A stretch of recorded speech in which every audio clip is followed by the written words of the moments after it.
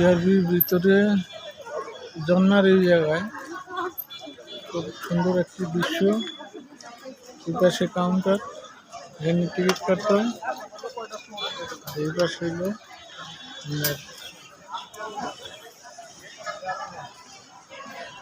Gate. ভালো এই জায়গাটা সুন্দরী। কি করে চালাও কে চালাইলে সুন্দর।